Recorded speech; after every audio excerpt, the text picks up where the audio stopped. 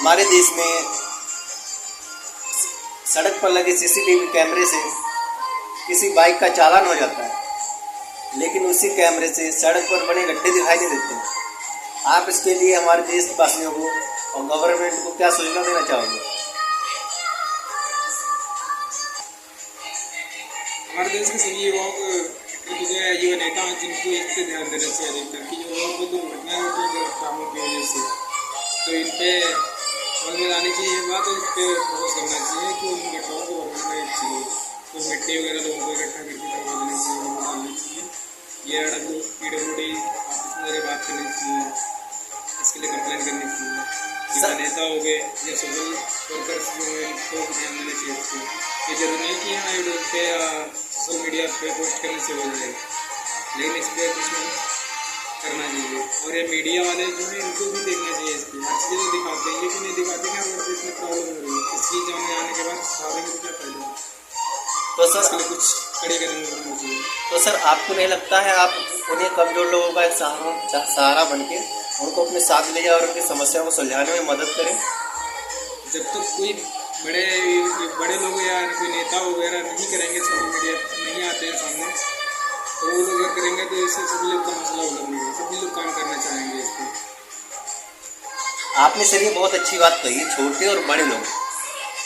क्या मैं आपसे जानना चाहूँगा छोटे और बड़े लोग किस तरीके के इंसान होते हैं? इंसान तौर पर होता है जो मिडिल क्लास या अपर क्लास सारे होते हैं, सभी को जाना है एक ही रास्ते पर, कोई भी क्लास का हो क्यों ना, लेकिन सबको फोकस करना चाहिए। ये 4 व्हीलर वाला हो या 2 व्हीलर वाला हो, पैदल ही जा रहा है क्यों, इसमें किसी के घर के किसी भी व्यक्ति की दुर्घटना हो सकती है। सर आपने अभी एक बात कही थी कि बड़े लोगों तक ये बात पहुँचानी थी। क्या मैं आपसे पूछ सकता हूँ ये छोटा इंसान आगे चल के बड़ा नहीं बन सकता है क्या? क्यों नहीं हो सकता है?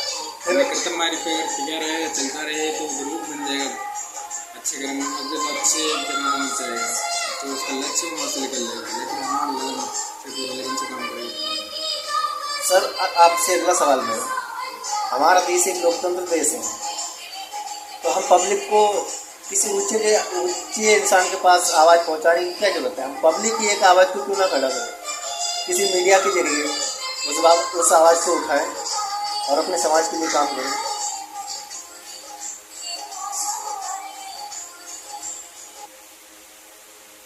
किसी के घर में अगर कोई प्रॉब्लम होती है तो लोग उसे कोई अगर बुरी बात हो जाती है, कोई किसी को अगर कुछ लड़के वगैरह कोई भाग गया कोई गलत काम करता है उसको लोग फैलाने में काफ़ी देर नहीं लगाते हैं, तो फैलाते हैं ना कितना फैल जाता है।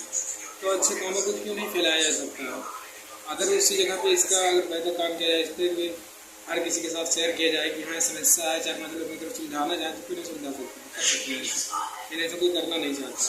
ये युवा लोग जो घूमते हैं हाँ चुनाव के टाइम में आ गए भाई आ गए, पोस्टर लगाने से कुछ नहीं होने वाला है, तो उसकी काम भी करना चाहिए, फील्ड में उतरना चाहिए, लेकिन ऐसा कोई करना नहीं चाह रहा। पहले पोस्ट शेयर करने से कुछ नहीं होता है, लाइक करने से कुछ नहीं होता। आपने आजकल एक चीज़ नोटिस करी होगी, हर शहर गांव के हर एक घर में इस टाइम बिजली जा रही है। आपको क्या लगता है स्मार्ट मीटर होने से ज़्यादा हमारे देश की स्मार्ट शिक्षा, स्मार्ट टीचर होना जरूरी है या नहीं? मतलब आपके हिसाब से हमारे देश की स्मार्ट शिक्षा होना जरूरी नहीं है?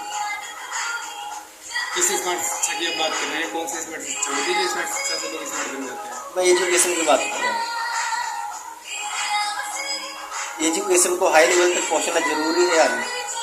हमारे यहाँ जितना लेवल है उतना ही भी काफ़ी है, लेकिन उतना का सदुपयोग किया जाएगा, ढंग से वही शिक्षा दी जाए तो काफ़ी है। ये लोग भी बराबर नहीं पाते, हम ना दे पाते हैं। घर के गार्जियन लोग अगर बच्चों पे ध्यान नहीं देंगे तो बाहर से पढ़ने का कुछ नहीं है। उनकी भी ध्यान देना कि कितना मेरा बेटा गया तो कितना वर्क करके लाया, कितना कर रहा है, कुछ कर रहा है ना कर रहा है, फोन में लगा जैसे सोशल मीडिया से जुड़ा है। जरूरी नहीं सब पे जुड़ना रहना भी जरूरी है, लेकिन हाँ पढ़ाई में फोकस करना जरूरी है, लेकिन ऐसा नहीं होगा। अधिकतर लोग अपने अपने टाइम फोन के वाले बिता लेते हैं, देख पाते हैं कि मेरे बच्चे क्या करें। आधुनिक तकनीक का मालूम पैदा होता है तरीके से बच्चे गलत संगत में पड़ जाते हैं। आज नहीं होता कि हाँ ये बच्चों की गलती है, कॉलेज की गलती है, ऐसा कुछ नहीं है। एक उनके गार्जियन इसके जिम्मेदार होते हैं। फिर आज हमारे युवाओं से क्या कहना चाहेंगे आप? जो आजकल एक गलत संगत में पड़े आते हैं, उस गलत संगत से कैसे छुटकारा पाएं और अपने उद्देश्य को पाने की कोशिश करें, क्या कहना चाहेंगे? गलत संगत से छुटकारा पाने की ज़रूरत तो है फिलहाल के लिए, लेकिन उसमें यह है कि अपने गार्जियन से ज़्यादा अपने घर वालों, अपने माता पिता से या भाई बंधुओं सबसे मिलकर वह बात करें। जो बुजुर्ग लोग उनके साथ बैठे हैं, समय बिताएं, सोशल मीडिया से कम पर दूरी रहें। और जो गलत संगत के लोग हैं, जैसे कोई भी धूम्रपान करता है तो दूरियाँ बनाएं थोड़ी बहुत, हो सके जितना से जितना। अगर अपने परिजनों के साथ अगर बैठेंगे, बात करेंगे, समाज से जुड़ेंगे, तो हो सकता है कि इससे जल्दी छुटकारा मिल जाएगा इन सब चीज़ों से।